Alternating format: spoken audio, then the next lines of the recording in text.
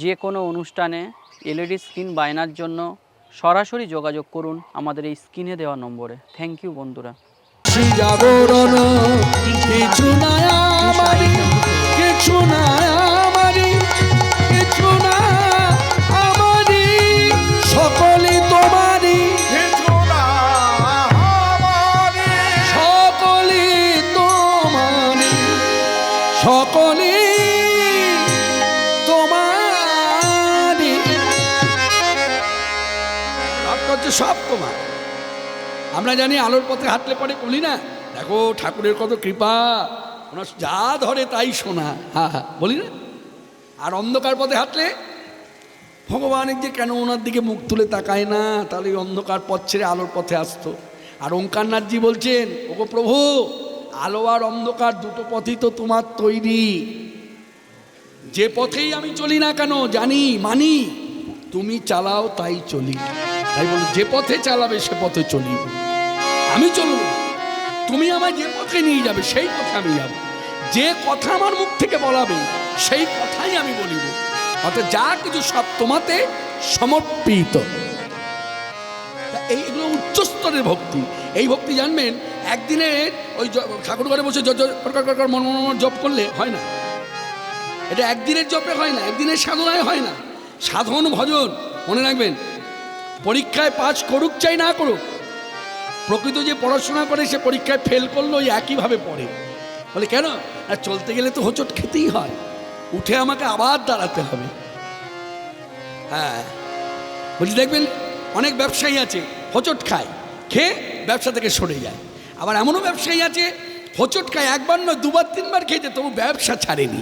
বলছে তোকে যখন আমি ধরেছি তোকে নিয়েই মরবো, আমার জীবনে চলার পথে তুই যা করবি তাই মাথা পেতে দেবো, তোকে আমি ছাড়বো। দেখবেন সে ওই ধরেই জায়গায় পৌঁছে গেছে। ভালোবাসতে হবে, যে জিনিসটা নিয়ে আমি চলবো সেই জিনিসটাকে অনেক আদর করতে হবে, অনেক আদর করতে হবে, অনেক অনেক, একটু নয়। না হলে ভাবুন, কীর্তন জগতে আমার 44 বছর হয়ে গেল। এখানে যারা আছেন অনেকেই সাক্ষী, আমার কথাগুলো যে বানানো কথা বা লোকের কাছে বাহাদুরি পাওয়ার জন্য কথা তা নয়, বা সবার কাছে প্রচার করা যে দেখুন কীর্তন জগতে যারা আছে তার থেকে আমি বেশি বয়স হলো এই জগতে আছি, এটাও প্রচার করা নয়। যেমন এই যে ঘোষপাড়া থেকে এসেছেন দুজন, এই যে স্বামী স্ত্রী বসে আছে, যাদের হাত ধরে এই হরিসভায় আসা, এদের গ্রামে যখন আমি গেছি তখন কত বছর বয়স? আপনার বাড়ির অনুষ্ঠান যখন করেছি তখন কত বছর বয়স? হ্যাঁ, তাহলে কত বছর আগে হয়েছে আর এখন কত বয়স? তাহলে এই যে এতটা বছর যে রয়েছি, আমি নিজেকে দিয়ে বলতে পারি আমি কি কম লাঞ্ছনা পেয়েছি, কম জায়গায় অমর্যাদা হয়েছে? শুধু কি যশ পেয়েছি? না, কোথাও অপযশ হয়েছে। এই দক্ষিণ 24 পরগনা জেলা আমাকে তৈরি করেছে। আমি যদি এইভাবে বলি খুব একটা ভুল হবে না। এই যে পালবাড়ি, ওই যে ফতেপুর পালবাড়ি কীর্তন অনুষ্ঠান হয় দোলের সময়, এবছরও আমায় ডেকেছিল, তারিখ দিতে পারলাম না। তা এই পালবাড়িতে একবার বহু বছর আগেকার কথা বলি, কীর্তন করতে এসে, হ্যাঁ কীর্তন চলাকালীন একটা ঢেলা এসে আমার কপালে পড়ল। ওই ঢেলা আমাকে শিক্ষা দিল। ওই ঢেলা যখনই পড়ল তখন বুঝলাম যে নিশ্চয়ই ভালো হচ্ছে, ভালোর দিকে যাচ্ছে, বা আমি ভালো করতে পারি। যার জন্য আমার ভেতর থেকে ভালোটা বার করার জন্য কেন বেরোচ্ছে না, তার জন্য খেদ হচ্ছে। খেদ বশত ঢেলাটা ছুঁড়েছে, এটা আমাকে অপমান করার জন্য ছড়েনি। আমার ভেতরে আমার কোয়ালিটি আছে, সেই কোয়ালিটিটা আমাকে প্রকাশ করতে হবে, সেটা পারছি না কেন, এই খেদ হচ্ছে। এই রকমভাবে পথে পড়ে থাকতে হবে। হ্যাঁ, শুধু আশা করলে হবে না মানুষ আমায় সম্মান দেবে, যেমন সম্মান দেবে তেমনি মান নষ্টও করবে। সম্মান দিলে আনন্দ হবে, আর মান নষ্ট করলে ভেঙে পড়বো, তা কখনো নয়। ভক্তির পথে জানবেন, এটা খুব উচ্চস্তরে ভক্তি। রঘুনাথ দাসকে শিক্ষা দিয়েছিল চৈতন্যদেব, অমানিমানদ কৃষ্ণ নাম সদা লবে। তার মানে যে তোমায় মান দেবে তাকে তুমি মান দেবে, এটা তো বাঞ্ছনীয়। আর যে তোমার মান নষ্ট করবে তাকেও তোমার মান দিতে হবে। কিন্তু আমাদের এই ভক্তির পথে জানবেন, আমাদের ভেতরে একটা এমন অহংকার গরিমা কাজ করে, যারা আমার প্রশংসা করে তাদেরকে আমরা সমাদর করি, আসুন আসুন বসুন বসুন। যে আমার অপযশ গাইছে তাকে আমি মুখটা ঘুরিয়ে নিলাম না, এই আচরণগুলো আপনারা সাধুদের মধ্যে দেখতে পাবেন। সাধু নিন্দা করছে, সাধু জানে কে নিন্দা করছে, সেই আবার মঠে এসেছে, তাকে জিজ্ঞাসা করছে প্রসাদ পেয়েছ, বিগ্রহ দর্শন করেছ। তার মানে কি, যে মান নষ্ট করবে তাকেও মান দিতে হবে। এই ধারাটা এলো থেকে, এই ধারাটা এসেছে বলছে রাধা ঠাকুরানী থেকে, প্রচার করেছেন ভগবান চৈতন্যদেব। আজকে সেই মাধবেন্দ্রপুরী এত উচ্চস্তরে ভক্তি নিয়ে বৃন্দাবনে বসে আছে গোবর্ধন পর্বতের পাশে, সারাদিন কিচ্ছু জোটেনি। কোথা থেকে এক বালক এক বাটি দুধ নিয়ে এসে মাধবেন্দ্রপুরীর কাছে রেখে বলছে এই নাও দুধ খাও। যেই বলছে দুধ খাও, মাধবেন্দ্রপুরী বলছে কে, কোথায় থাকিস, কি নাম?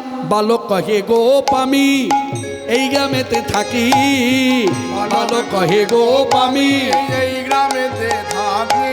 তখন বালক কহে গোপ আমি গোয়ালা ছেলে, এই গ্রামে আমার বাসা, এই গ্রামেতে থাকি। বালক কহে গোপ আমি এই গ্রামেতে থাকি। ওই আমার গ্রামেতে কেহ না রোগের উপবাসী, আমার গ্রামে থেকে আমার গ্রামে বাস করে যে, আমার গ্রামে বাস করে যে, আমার গ্রামে বাস করে যে, আমার গ্রামে বাস করে যে। নানা কে গো উপবাসী থাকে না সে, তার আহার জোগাইয়েছে, কেহই উপবাসী থাকে না সে, আমি তার আহার জোগাইয়েছে। কেহই উপবাসী থাকে না সে, আমার গ্রামে বাস করে যে। ওই আমার গ্রামেতে বলছে আমার গ্রামে সে যারা বসতি করে বাস করে তারা কেউ না খেয়ে থাকে না, আমি তাদের খাদ্য যোগাই। বলছে তাই? বলছে হ্যাঁ, আরো শোনো বলি, যে অযাচক উপবাসী, যে অযাচক উপবাসী, অযাচক উপবাসী কথার অর্থ কি, ভাবটা কেমন, মানে তার উপর নির্ভর করে থাকে।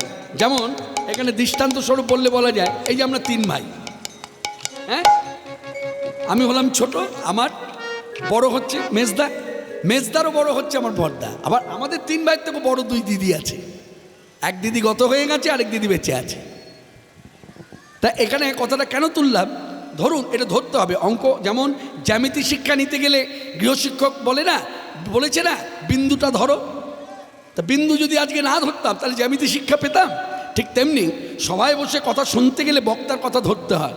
তা কথাটা ধরুন, আমরা তিন ভাই, এখন তিন ভাইয়ের মধ্যে দেখা গেল দুই ভাই স্টাবলিশড, মানে ভালোভাবে দাঁড়িয়ে গেছি, অর্থের অভাবও নাই, খাওয়া দাওয়ার অভাবও নাই ইত্যাদি।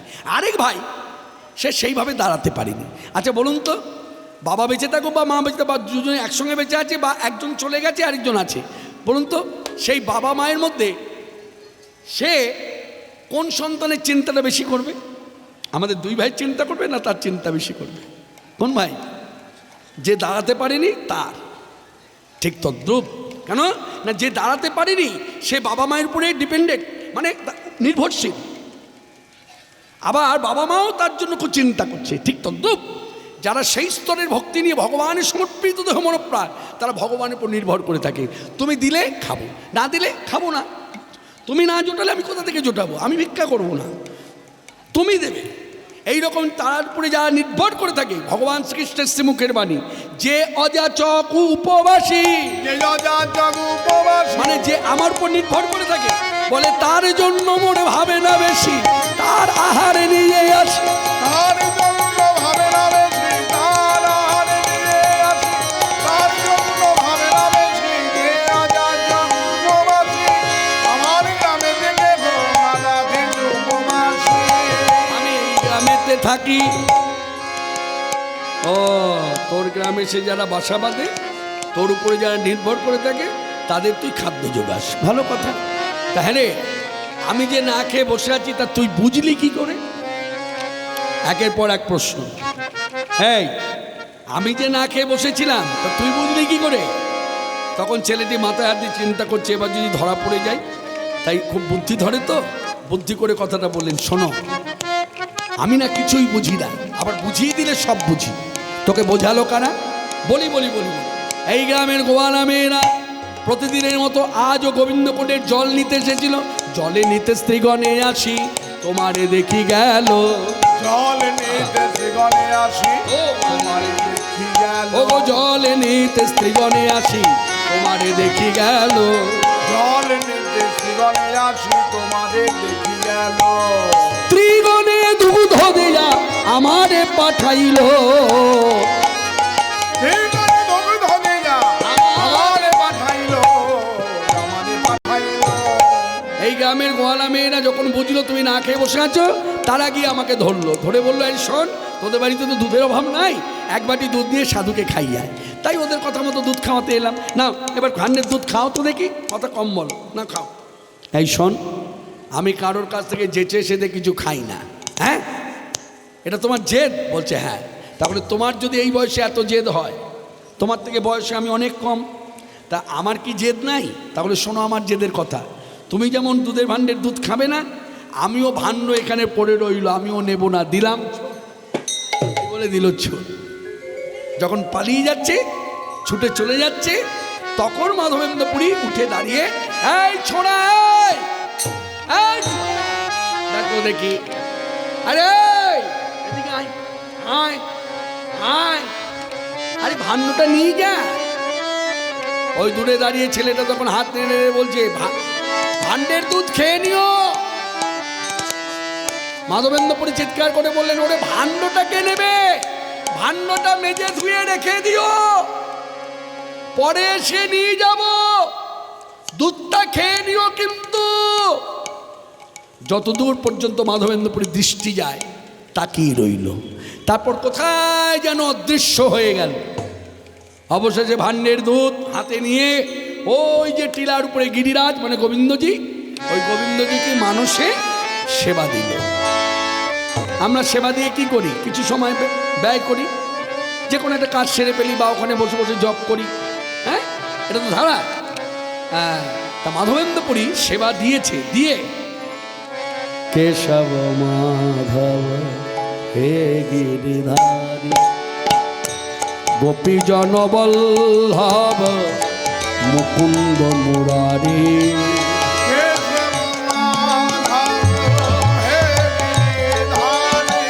গোপী জন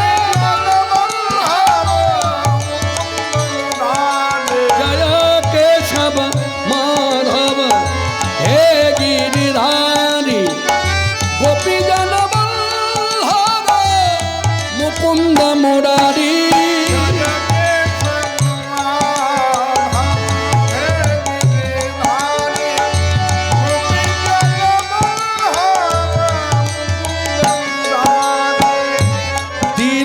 দয়াময় দীন জনের বন্ধু অধমপতি তেরে তাও কৃপা বিন্দু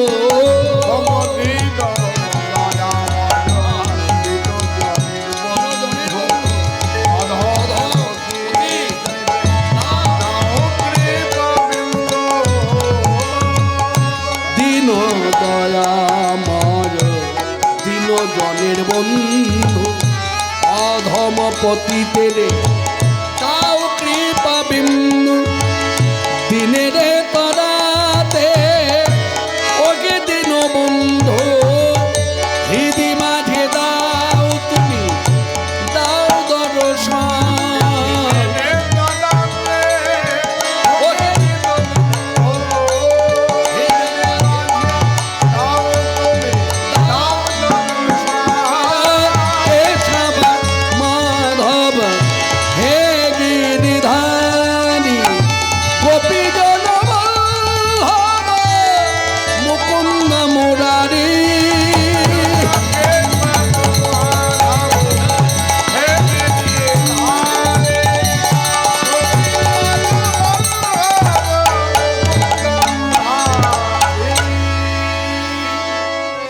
এই কেটে গেল কিছু সময়।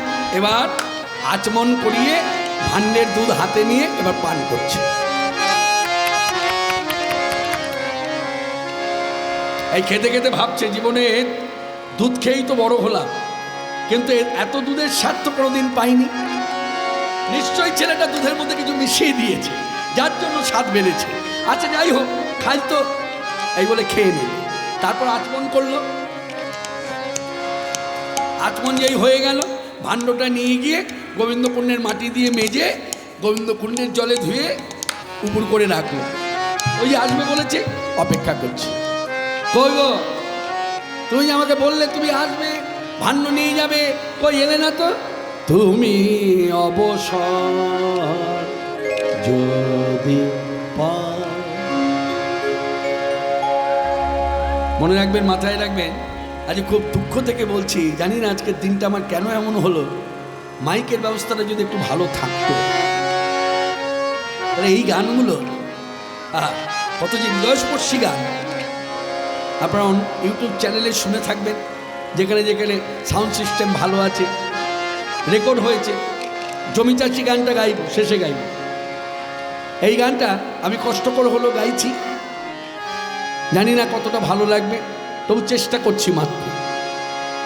তুমি অবসর যদি পাও, তবে ক্ষণিকের তরে আমার দুবারে, ক্ষণিকের তরে আমার দুবারে, ক্ষণিক এসে দাঁড়াও।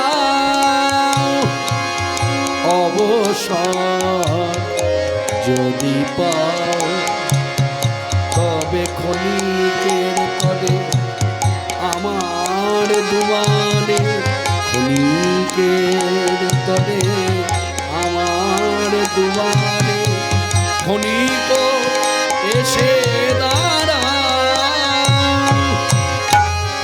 নয়নে আমার শ্রাবণে ধারা ঝরে, দাও গো মুছানে ও দুটি কোমল করে। নয়নে আমার শ্রাবণে ধারা ঝরে, দাও গো মুছানে ও দুটি কোমল করে। আমার নয়ন আকুল, হৃদয় ব্যাকুল, আমার নয়ন আকুল, হৃদয় ব্যাকুল, অকুলে মিলা। অবসর যদি পাও, তবে ক্ষণিকের তরে আমার দুয়ারে, ক্ষণিকের তরে আমার দুয়ারে, ক্ষণিক এসে দাঁড়াও। কামনার শিখা সদাই জ্বলিছে অশান্ত অন্তরে, নীরবে নিবিড় নিভৃতে বেদনা, কাঁদিয়া কাঁদিয়া মরে। কামনার শিখা সদাই জ্বলিছে অশান্ত অন্তরে, নীরবে নিবিড় নিভৃতে বেদনা, কাঁদিয়া কাঁদিয়া মরে। সব ব্যথা শত দলে দলে, সব ব্যথা শত দলে দলে, চরণে রহিতে দাও। অবসর যদি পাও, তবে ক্ষণিকের তরে আমার দুয়ারে, ক্ষণিকের তরে আমার দুয়ারে, ক্ষণিক এসে দাঁড়াও। হে কৃষ্ণ করুণা সিন্ধু, তুমি মনে করুণা করো, তুমি মনে করুণা করো, তুমি মনে তুমি মনে করুণা করো।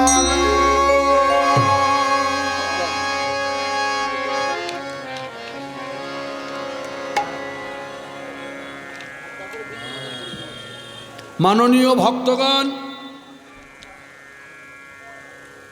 উদ্যোক্তাদের অনুরোধে ঘোষকের ভূমিকায় দাঁড়ালাম। ঘোষণা, এই যে আমাদের হরিনাম যজ্ঞ চলছে, এই হরিনাম যজ্ঞে প্রতি বৎসরের মতো এবৎসরও ব্যতিক্রম কিছু নয়। আমরা ভক্তি ভরে হরিনাম অন্তে সকল ভক্তদের অন্ন পাবার ব্যবস্থা করেছি। মানে এক কথায় বলে প্রসাদ। এখন প্রসাদী হয়ে আপনারা প্রসাদ পাবেন কিনা সেখানে আমার হয়তো কিন্তু থাকতেই পারে। এটা ভোগ লাগাবার পর সেই প্রসাদ আপনারা পাচ্ছেন কিনা তা আমি জানি না, তবে এখানে ভাষাটা ব্যবহার হয়েছে প্রসাদ। তা আমি আমার মতো করে ঘোষণা করি, কীর্তন দল আসবে, এরপর আবার তারপর কীর্তন দল আসবে, একের পর আসবে। যেটুকু সময় গ্যাপ থাকবে সেই গ্যাপের মধ্যে সকল ভক্তগণ আপনারা গিয়ে যেখানে আমাদের খাবার দাবারের ব্যবস্থা আছে সেখানে গিয়ে আপনারা খাওয়াটা সেরে ফেলবেন, ঠিক আছে? আরেকটা ঘোষণা, সেটা হলো আমার বলার অপেক্ষায় আপনারা নেই, তবু আমি বলি, আপনাদের অন্তরের ভক্তি থেকে আমরা যখনই ভিক্ষার ঝুলি নিয়ে আপনাদের কাছে যাব, অন্তরের ভক্তি থেকে হাতে যতটুকু আসবে সেইটুকু দিলেই আমাদের এই উৎসবের সফলতা, পূর্ণতা প্রাপ্তি, যে ভাষায় বলি না কেন। তাই আমি উদ্যোক্তাদের বলবো, আমার ঘোষণা শেষ হওয়ার সাথে সাথে আপনারা ভিক্ষার ঝুলি নিয়ে ভক্তদের কাছে আসুন, ভিক্ষা করুন। আর আপনারা জানেন কটা বাজলো? আসতে 9:40 বাজে। আর আসতে কিছুক্ষণ আমি এখানে থাকবো, তারপর উত্তর 24 পরগনা বনগাঁ নিবাসী শ্রদ্ধেয়া শম্পা গোস্বামী, সে আপনাদের কাছে কীর্তন করতে আসবেন। কিন্তু আমার সংশয় যাক যে আজকে যে কষ্ট আমি অগ্রবর্তী কীর্তনিয়া হয়ে পেলাম, সেই কষ্টের সম্মুখীন তাকেও হয়তো হতে হবে। অর্থাৎ তার ওই সুন্দর গানগুলো আপনারা কতটা সুন্দরভাবে শুনবেন সেখানে সংশয় আমার থেকেই যায়। যাই হোক, চলুন আমরা আস্বাদন করি গোপাল প্রকট লীলা। সবাই বলুন হরে কৃষ্ণ হরে কৃষ্ণ হরে কৃষ্ণ হরে কৃষ্ণ কৃষ্ণ কৃষ্ণ কৃষ্ণ কৃষ্ণ হরে হরে হরে হরে হরে রাম হরে রাম হরে রাম হরে রাম রাম রাম রাম রাম হরে হরে। হরে কোথায় বসে আছেন সকলে স্মরণে আছে তো? বাড়িটা হলো গোপীনাথের বাড়ি, গ্রামের নাম হলো রেমুনা গ্রাম। ভগবান চৈতন্যদেব ভক্তদের জিজ্ঞাসা করলেন, ভক্তগণ বলুন মহাপ্রভু মনোনিবেশ আছে তো? হ্যাঁ প্রভু, তারপর কি হলো? শোনো, ওই যে গোপালের ভোগ লাগলো, দুধ ভোগ, সেই দুধ প্রসাদী হওয়ার পর মাধবেন্দ্রপুরী পেয়ে যখন ওই শুয়ে আছে, তখন স্বপ্নের মধ্যে ওই গোপবালক এসে দেখা দিল।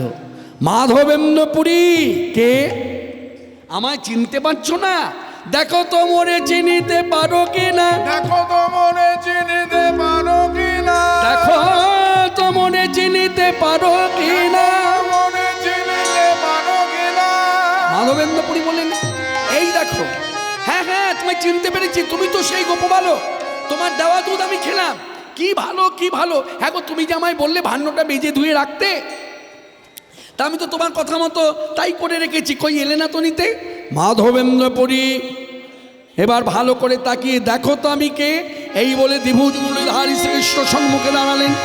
যেই শ্রীকৃষ্ণ দর্শন, মাধবেন্দ্রপুরী আক্ষেপে শুনে বললেন, আমি কৃষ্ণ পেলাম না, আমি কৃষ্ণ পেলাম না। ওই কৃষ্ণ কথা কৃষ্ণ, আমি কৃষ্ণ পেলাম না। ঘরের বাগিত করে ছয়া মানে বাসিতে কহিয়া কথা, তোমার বাসিতে কহিয়া কথা, কথা প্রাণে বধুয়া বধুয়া বধুয়া। হ্যালো, তুমি তো আমাকে ঘরের বাইরে এনেছো, তোমার জন্যই তো আমি পাগল হয়েছি। তা পাগল হলাম, তা আমায় কেন এত কষ্ট দাও, আমায় কেন এত জ্বালাও? তখন গোপাল স্বপ্নের মধ্যে হাত বাড়িয়ে বললেন, এই না, হাতটা ধরো। যেই বাড়ানো হাত ধরেছে, টানতে টানতে নিয়ে এসে নিবিড় জঙ্গলের মধ্যে দাঁড় করিয়ে বললেন, আমি কে জানো? আমার পরিচয় শুনবে? তাহলে শোনো, আমার প্রকৃত পরিচয় হলো এই যে গোবর্ধন পাহাড় দেখছো, এই পাহাড় টিলার উপরে ছিল আমার বাসা। শ্রী গোপাল নামে গোবর্ধনধারী, এবার উদ্ধার করো মোরে মাধবেন্দ্র পুরী। ভগবান রাম মোরে গোবর্ধনধারী, এবার উদ্ধার করো মোরে মাধবেন্দ্রপুরী। ওগো মাধবেন্দ্রপুরী, আমাকে উদ্ধার করো। আর মাধবেন্দ্রপুরী সেই ভক্তি নিয়ে বললেন, শোনো, তোমাকে আমি উদ্ধার করব কি করব না সেটা আমি বলতে পারি না, তবে এইটুকু বলতে পারি, তোমার যদি আমার হাত ধরে উদ্ধার হবার ইচ্ছা হয়ে থাকে তো কার্যটা করিয়ে নিতে পারো না? যেই এই কথা বলা শেষ হতে না হতেই স্বপ্ন থেকে গোপালদেব সরে গেলেন। মাধবেন্দ্রপুরী স্বপ্ন শেষ হতেই হরে কৃষ্ণ হরে কৃষ্ণ কৃষ্ণ কৃষ্ণ হরে হরে, হরে রাম রাম রাম হরে হরে, হরে কৃষ্ণ হরে কৃষ্ণ কৃষ্ণ কৃষ্ণ হরে হরে, হরে রাম রাম রাম হরে হরে। হরে কৃষ্ণ কৃষ্ণ কৃষ্ণ হরে হরে, হরে রাম রাম রাম হরে হরে। হরে কৃষ্ণ কৃষ্ণ কৃষ্ণ হরে হরে, হরে রাম রাম হরে হরে। এই দুয়ারে এসে ব্রজবাসীদের ডেকে ডেকে বললেন, শোনো, তোমাদের ঘরের ছেলেদের বলো কোঠারি কোদাল নিয়ে আমার সঙ্গে ওই জঙ্গলে যেতে। আমি সারা রাত ধরে স্বপ্নে দেখেছি ওই জঙ্গলের ভেতরে মাটি চাপা পড়ে আছে গোপাল, তাকে উদ্ধার করতেই হবে। তখন মহা বলিষ্ঠ লোক একত্র করিয়া মহা বলিষ্ঠ লোক একত্র করিয়া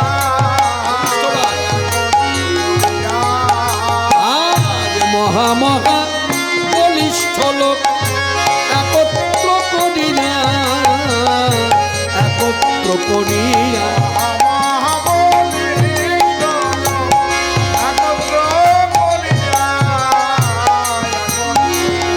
পর্বত পরি গেল গোসাই গোপাল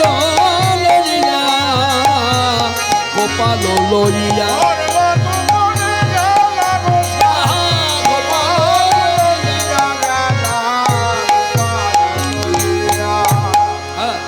পাথরের সিংহাসনে গোপালে বসাইল, পাথরের সিংহাসনে গোপাল বড় এক পাথর পৃষ্ঠে অবলম্ব দিল,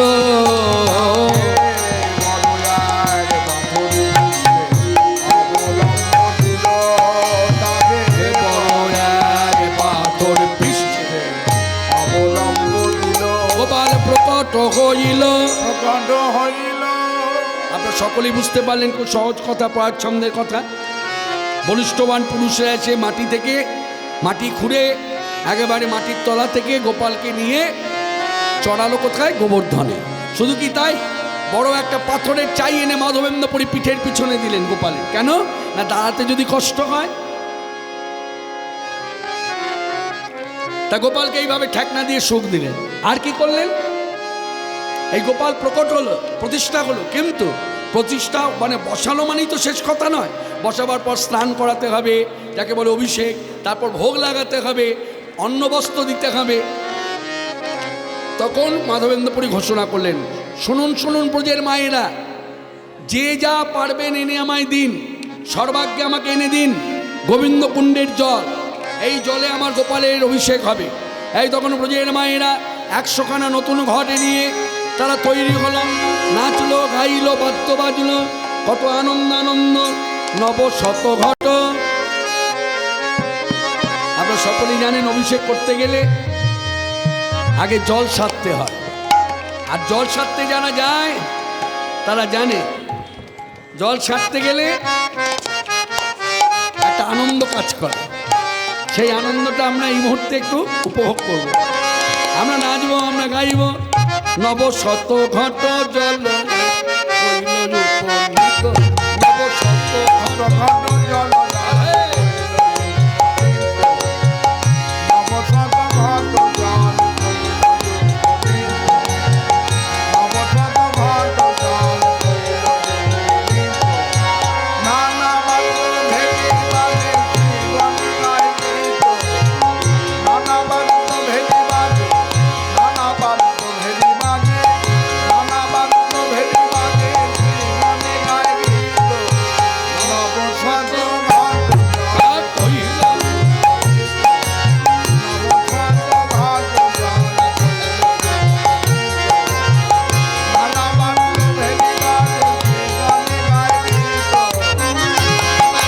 ভেদিবা।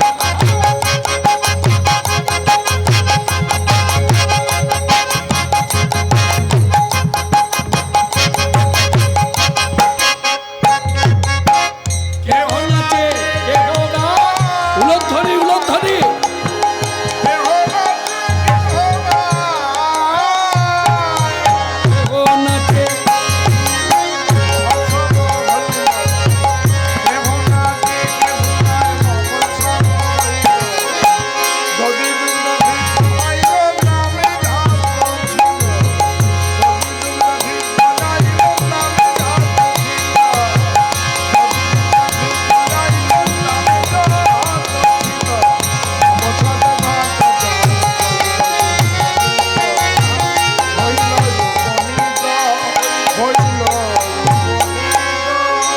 আনন্দ আনন্দ মহানন্দ। এই আনন্দের হাতে এই জল সাদা হলো, এবার গোপালের অভিষেক হলো। আমরা আনন্দে গাইব হাতে তালি দিয়ে, খুব ছোট্ট কথা, সবাই বলবেন গোপাল জয় জয় গোবিন্দ জয় জয়। গোপাল জয় জয় গোবিন্দ জয় জয়। আস্তে আস্তে সবাই বলছেন, কিন্তু বলার মধ্যে ভাবটা এরকম একটা গা ছাড়া ভাব, মানে বলার কথা বলছি, ভেতর থেকে বলা দেখলে বোঝা যায়। আপনারা বলছেন গোপাল জয় গোবিন্দ জয়, এরকম করে বললে হয়? একটু আনন্দ করে বলুন, গোপাল জয় জয় গোবিন্দ জয় জয়, বলো রাধা রমন হরি গোপাল জয়। রাধা রমন হরি গোপাল জয় জয়, রাধা রমন হরি গোপাল জয় জয়, গোপাল জয় জয় গোবিন্দ জয় জয়, রাধা রমন হরি গোপাল জয় জয়, রাধা রমন হরি গোপাল জয় জয়, রাধা রমন হরি গোপাল জয় জয়, গোবিন্দ জয় জয় গোপাল জয় জয়, গোবিন্দ জয় জয় গোপাল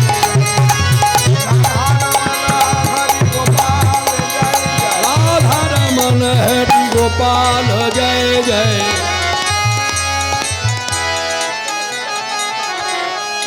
হ্যাঁ, আপনাদের অনুরোধ আস্তে, পথ চলিতার বলিতে আর গিরিধারী গোপাল। আর কোনো ল প্রয়োজন আছে কি?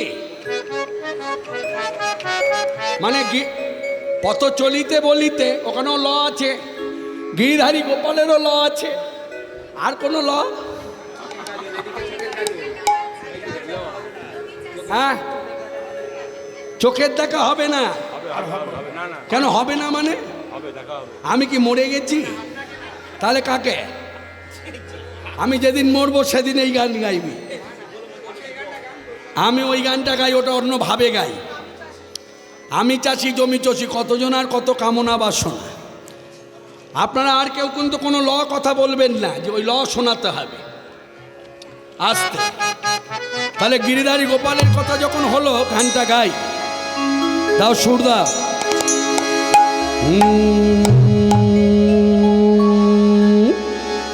গিরিধারী গোপাল, গিরিধারী গোপাল, ব্রজ গোপদুলাল, ওগো অপরূপ লীলা তব তরুণ কমাল। গিরিধারী গোপাল, ব্রজ গোপদুলাল, অপরূপ লীলা তব তরুণ কমাল। গিরিধারী গোপাল, বিশাখার কাছে তুমি চির নিরূপম, রাধার হৃদয়ে প্রেমের কৃপণ।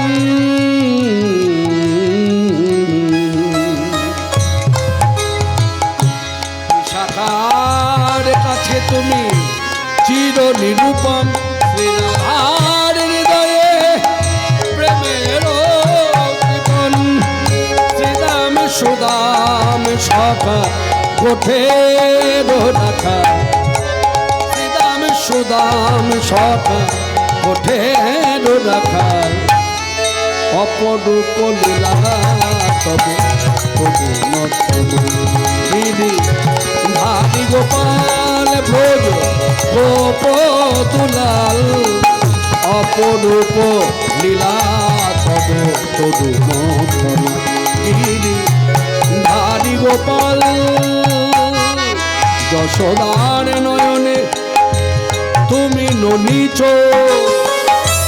নন্দদুলাল তুমি আনন্দ কিশোর।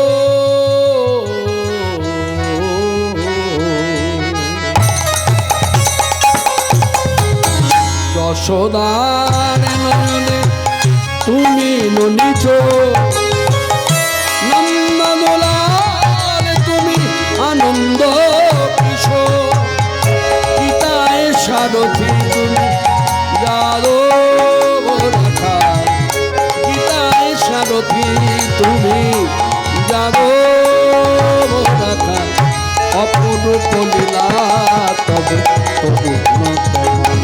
গিরিধারী গোপাল, ব্রজ গোপদুলাল, অপরূপ লীলা তব তরুণ কমাল, অপরূপ লীলা তব তরুণ কমাল।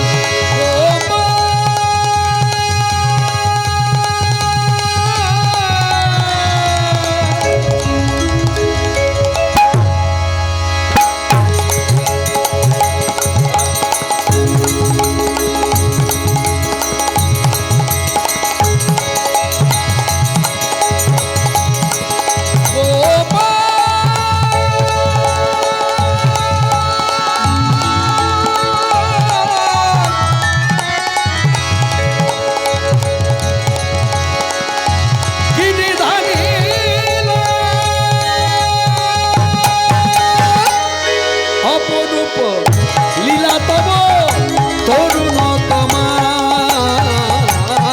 অপরূপ লীলা তব তরুণ কমাল, তরুণ কমাল, তরুণ কমাল।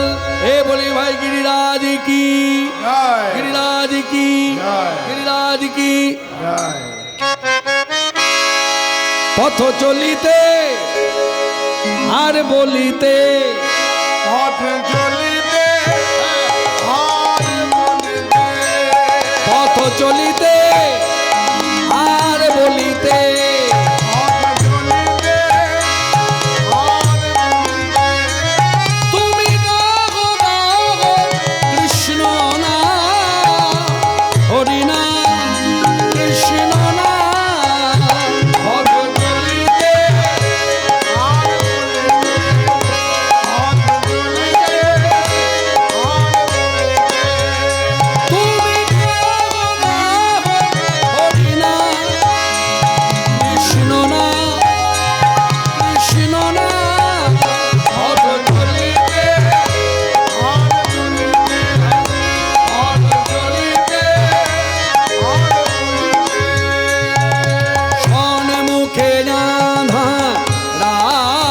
যাত্রী তুমি যে পথ